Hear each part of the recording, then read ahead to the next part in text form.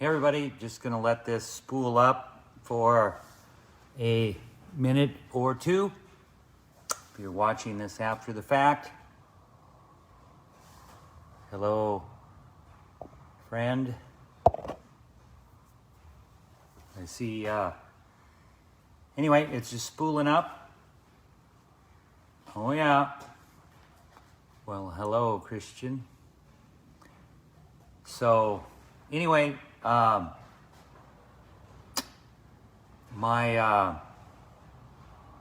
hey Terry.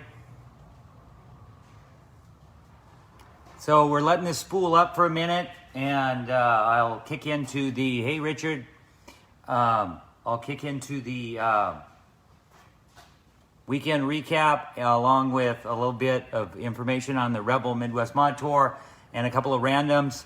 Hey Shannon. Hello, Sonia.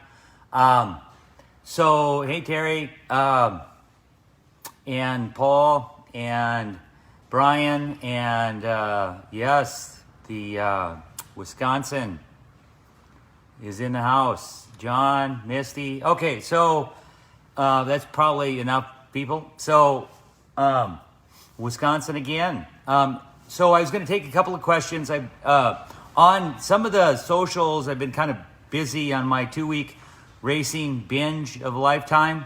So going to Bristol and then coming home for a couple of days and hitting the road for Humboldt Speedway's Battle of the Bullring and King of America race. Hey, Will. So I'm my favorite millionaire too. No, just kidding.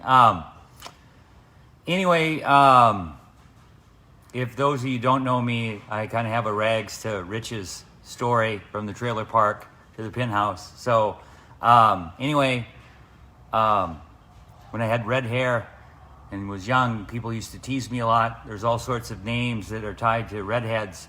And most of those people who probably teased me, a few of them probably wound up calling me boss someday. So be careful who you tease. Anyway, so we loaded up. Coleman brought his race hauler to the shop here, and we loaded up a couple of cars. I think you can see one in the background there is Halo, because Halo is getting cleaned up for the next race. So we headed down there, and we took a Wissota Midwest Modified, and we took a USRA B-Mod that Rusty Coleman was driving, and because I want to do some USRA B-Mod racing later this year at some of the big shows, and so we kind of want to get that car dialed in. Plus, it's got a quick change, so which if you race, having quick change gears is everything. Anyway, we're not doing the C Squad thing anymore. That's old and busted. We are now the one lap showstopper. Anyway,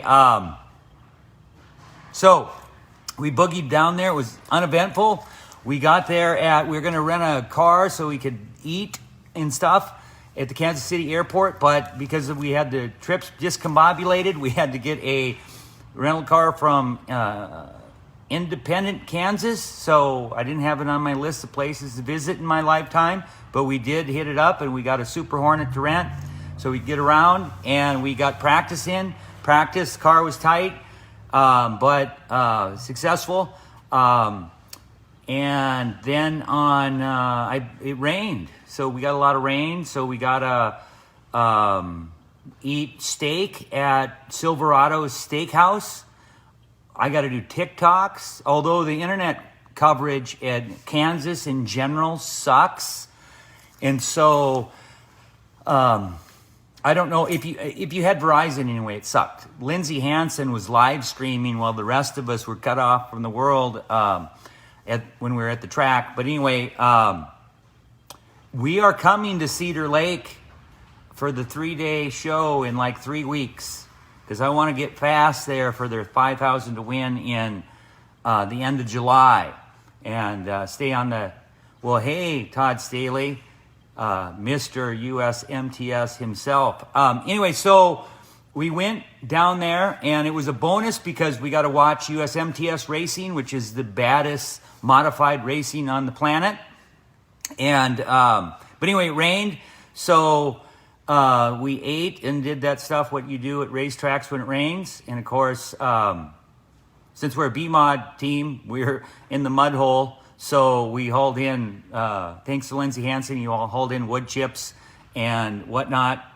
We did get a pit next to Zach Vanderbeek. So we got some speed secrets from him. Actually, he's kind of tight-lipped. Anyway, we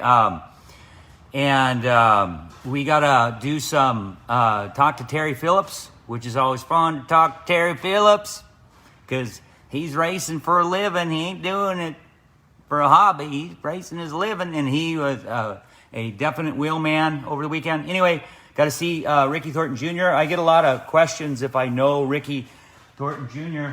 I did a TikTok on it, but here's his latest shirt. We have a lot of Ricky Thornton Jr. shirts in the old pit crew at the Scott Bintz Racing B-Mod team. Anyway, so we had a 2,000 to win race, and I drew like middle of the pack. We went 6th to 3rd, uneventful. That put us 11th overall in passing points out of the 89 cars we were racing against. And in the feature, which we actually raced the Thursday show Friday night, in the feature we drove from 11th to 6th, and we were happy with that.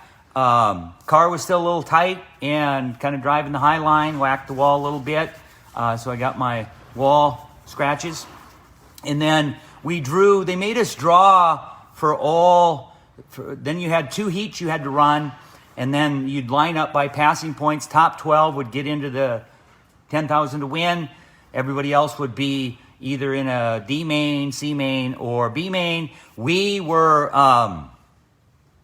sucked in the heats. So the first heat drew 10th started 10th and wheeled her in on the high side, smoked the wall, the front hit the wall, the rear hit the wall. I kind of slowed down to make sure nothing was broke. The pack was about a half lap ahead at that point, and I thought, well, if I bring out the caution, I'm going to the pits. So we kicked her down and we caught the pack, but they don't give you passing points for catching the pack. So that was not a good performance. And then on the next heat race, we also drew the back. So we started 9th in that one. And on the first start, somehow through magical things, we wound up going from 9th to 4th. But wouldn't you know it, we had a caution.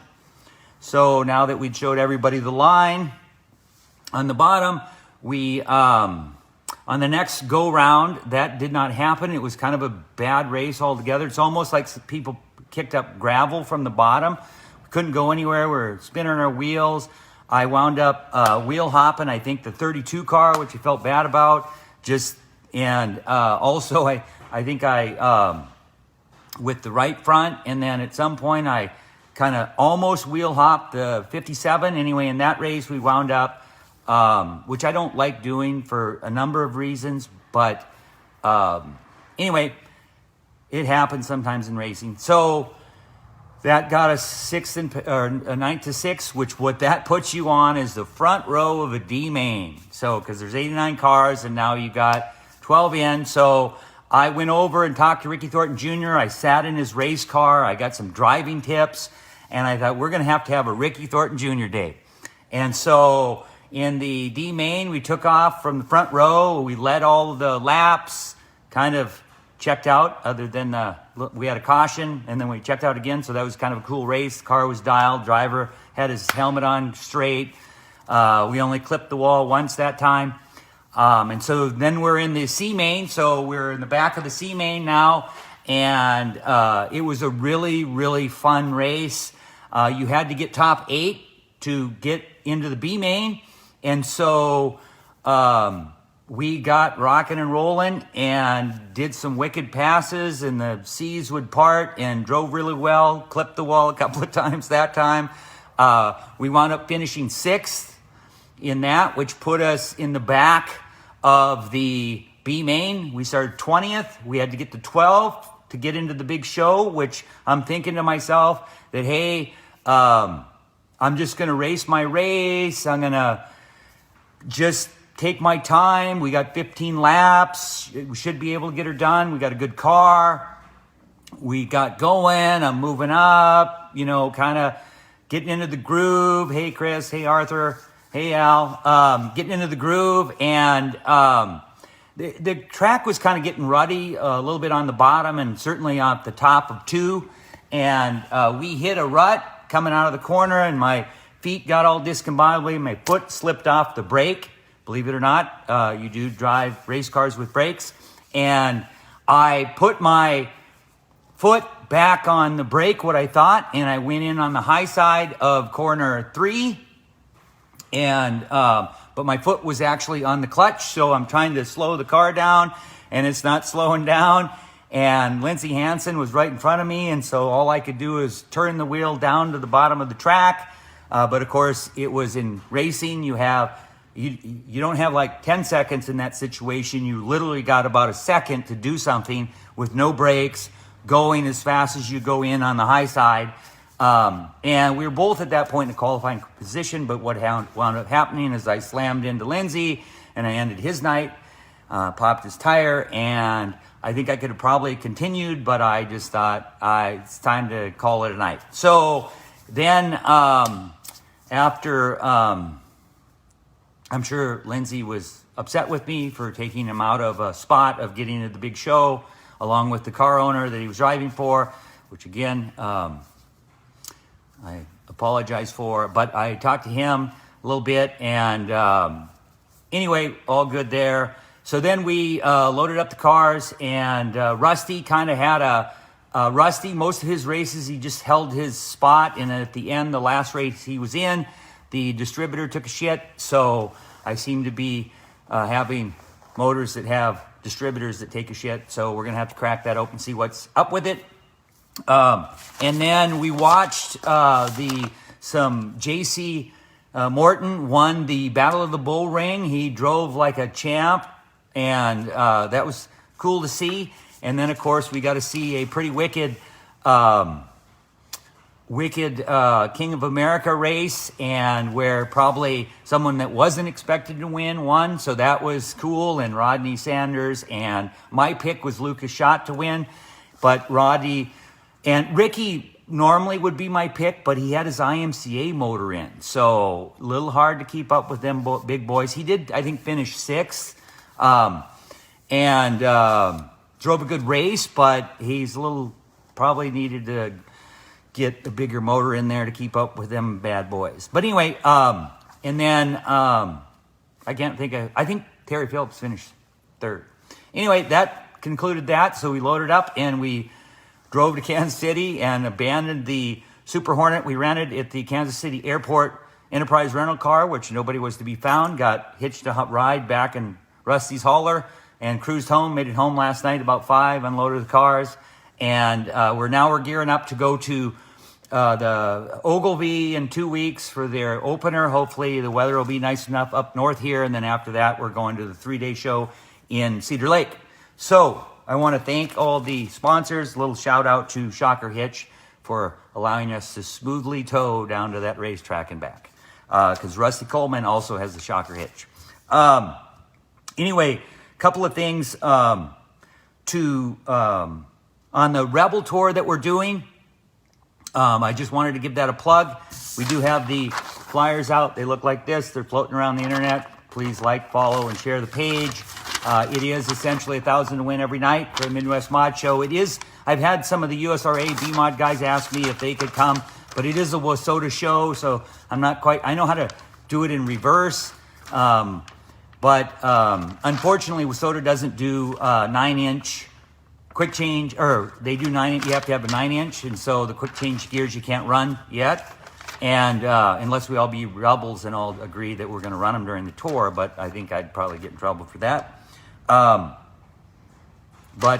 Anyway, so it's all on the date. I'm not going to cover the tracks and stuff like that. The finale is a $5,000 to win in Cheyenne Speedway, August 22nd, a Sunday night.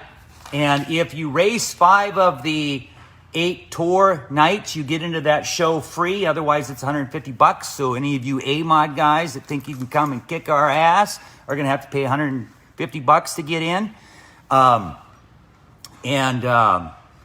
don't think you're going to do it this time. Anyway, so Lastly, we are looking for the Rebel Tour. We are looking for a random tire sponsor. So every night we could draw one of the Midwest Mod drivers that's there and give them a Hoosier tire. That would be $1,000 for the tour. And then we're also looking for a hard charger sponsor, which would be, they get $100 for whoever passes the most cars on a tour night. And that would be a $900 sponsor. Could use your help there. Race tip of the week. What we do on our motors to keep track of the nights is we put duct tape on them and we do a check mark every time we race it, and then put an O every time we change the oil. And so that way we know exactly how many nights a motor has on it.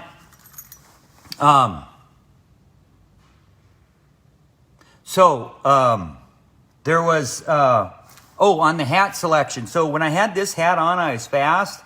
When I had this hat on, I was not driving very well. So I'm going to wear this hat more at the track because I'm kind of superstitious.